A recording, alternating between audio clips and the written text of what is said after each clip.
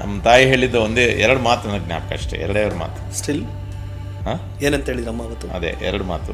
Of course ಒಂದು ಇನ್ಕಾನ್ಸಿಕ್ವೆನ್ಷಿಯಲಿ ಈ ಸಂದರ್ಭಕ್ಕೆ ಒಂದು ಮಾತು ಮಾತ್ರ ಹೇಳ್ತೀನಿ, ಎರಡು ಜ್ಞಾಪಕ ಇರೋದ್ರಲ್ಲಿ. ಮನಸ್ಸು ಆತ್ಮ ಎರಡಿರುತ್ತೆ. ಮನುಷ್ಯನಿಗೆ ಮನಸ್ಸು ಯಾವುದು ಹಿತ ಕೊಡುತ್ತೋ ಅದು ಮಾಡು ಅಂತ ಇರುತ್ತೆ. ಆತ್ಮ ಇದು ಮಾಡಿದ್ರೆ ಒಳ್ಳೇದಲ್ಲ ಕಣೋ, ಇದು ಮಾಡಬೇಡ ಅಂತ ಇರುತ್ತೆ. So don't be a slave of ಮನಸ್ಸು, ಮನಸ್ಸಿನ ಗುಲಾಮ ಆಗಬೇಡ. ಸೊ ಕಾನ್ಷಿಯಸ್, ಆತ್ಮ ಅಂದರೆ conscious. So follow your conscious, don't follow your I don't know, may be ಕನ್ನಡದಲ್ಲಿ ಆತ್ಮದ ಮಾತು ಕೇಳು, ಮನಸ್ಸಿನ ಮಾತು ಕೇಳಬೇಡ. ಸೊ ರುಚಿಯಾಗಿರೋದು ತಿನ್ನು ಅಂತ ಮನಸ್ಸು ಹೇಳುತ್ತೆ.